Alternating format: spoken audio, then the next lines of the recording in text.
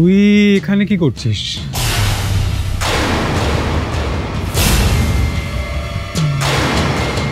তুই কি আমাকে সন্দেহ করছিস?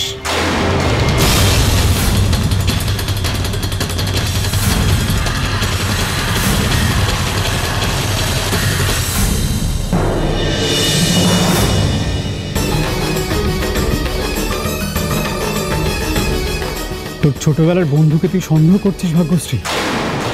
আমি জানি বোধিদা তোকে এই সমস্ত কাজ করতে বলেছে, আমি জানি সেটা। একটা কথা মনে রাখিস ভাগ্যশ্রী, তোর সঙ্গে আমার সম্পর্ক বহু বছরের, সেই ছোটবেলাকার। আর বোধিদার সঙ্গে কয়েকদিনের সম্পর্ক।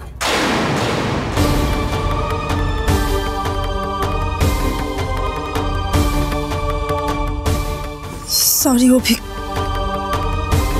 আমাকে ক্ষমা করে দিস।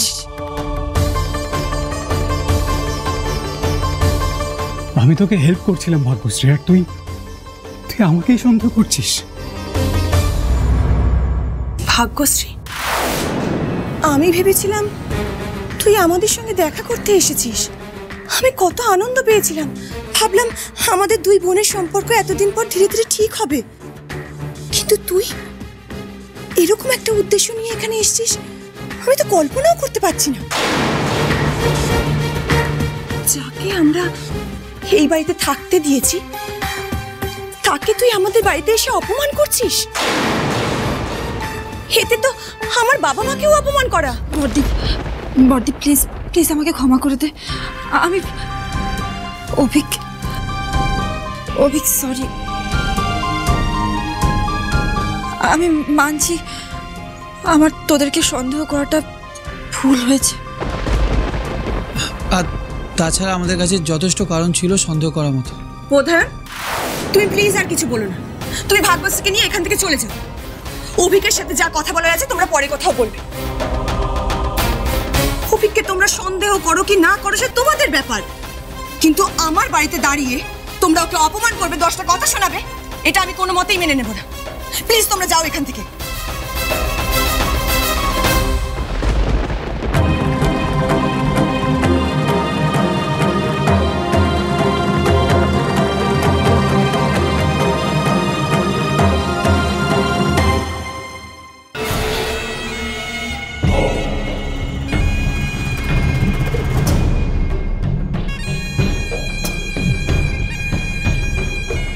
দেখ বাবাজি, দেখবি নাকি? দেখ চালাকির ভেলকি পাচ্ছি।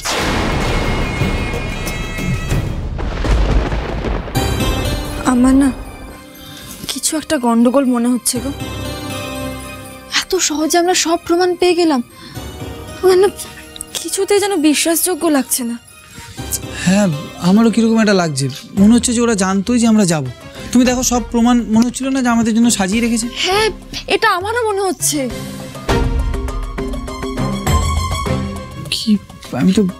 কিন্তু ভাগ্যশ্রী, আমরা যে সন্দেহটা করেছিলাম সেটা তো প্রমাণ হলো না। উল্টো ওই ছেলেটা প্রমাণ করে দিল যে অভিক মুখার্জি। কিন্তু আমার না মনটা একদম সায় দিচ্ছে না গো।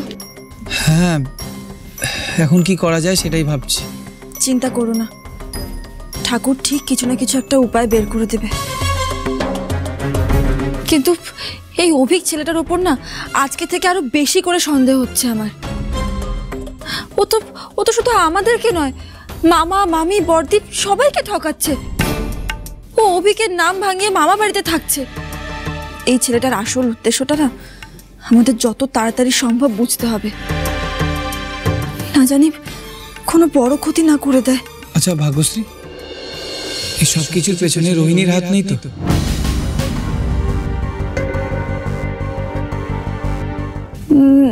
না না বর্তি, ও এসবের মধ্যে থাকবে না।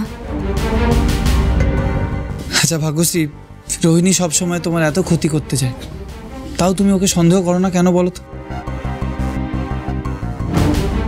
কারণ ও আমার আপন মামাতো দিদি,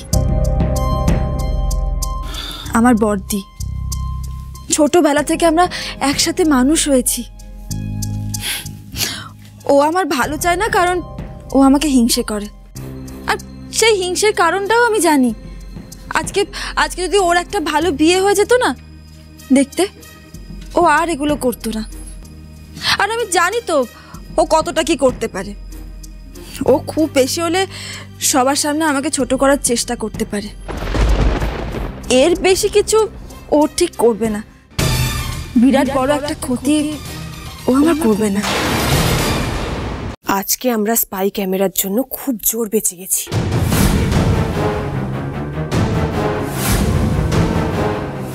তুমি কি আমাদের আসল প্ল্যানটা ভুলে গেলে? আমরা কি ঠিক করেছিলাম? অভিকের আসল পরিচয়টা আমরা খুঁজে বের করব। ঠিক আছে শোনো, আমি একটা উপায় বের করেছি। অভিকের আসল পরিচয়টা জানতে গেলে আমাদের যেভাবেই হোক ওর একটা আইডেন্টিটি প্রুফ জোগাড় করতে হবে। কিন্তু আইডেন্টিটি প্রুফটা পাবো কি করে? ও তো এখন আমাদের মামার বাড়িতে আছে, ওখানে গিয়ে। হ্যাঁ, ওখানে গিয়ে ওর ডকুমেন্টসের মধ্যে দিয়ে ওর আইডেন্টিটি প্রুফ খুঁজে বার করো, তাই তো? হ্যাঁ সেটাই। অভিকের নারী নক্ষত্র জানতে ভাগ্যশ্রী আর বোধান আমাদের বাড়িতে আসছে। আমাদের চালটা ওরা ধরতে পারেনি। এত আনন্দ পাওয়ার কিচ্ছু নেই। ওদের যখন একবার সন্দেহ হয়েছে তখন আমাদের আরো সাবধান হতে হবে। একটা ভুল চাল দিলে পুরো প্ল্যানটা বরবাদ হয়ে যাবে।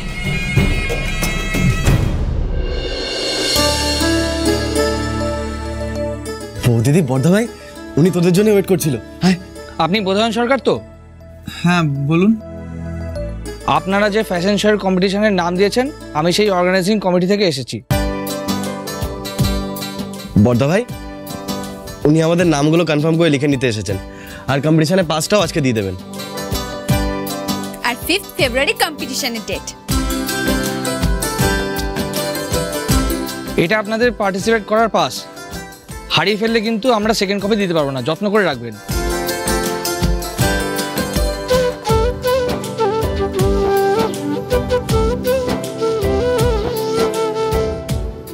এই ঠিকানায় আরেকজনের পাস এসেছে।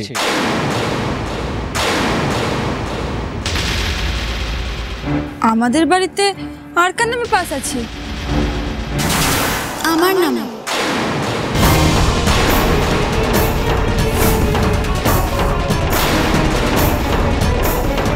আমার আর রোহিণীদির আর ক্রিয়েশনসও এই ফ্যাশন শোয়ের কম্পিটিশনে নাম দিচ্ছে।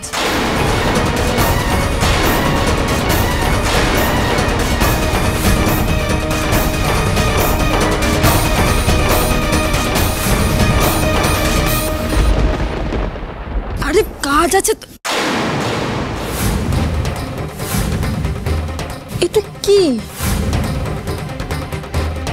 ওটা তো স্পাই ক্যামেরা। আরে দাঁড়াও, কোথায় যাচ্ছ তুমি? এটা বাইরে ফেলে দিতে আবার কি? তুমি কি পাগল হয়ে গেছো? দাও। আরে ওটাকে আবার রেখে দিচ্ছ কেন? ক্যামেরাটা ফেলে দিলে আমরা কি করে বুঝবো ওটা কে রেখেছিল? আমাদের উপর তো কেউ একটা নজর রাখার চেষ্টা করছে, আমাদের বুঝতে হবে না সেটা কে।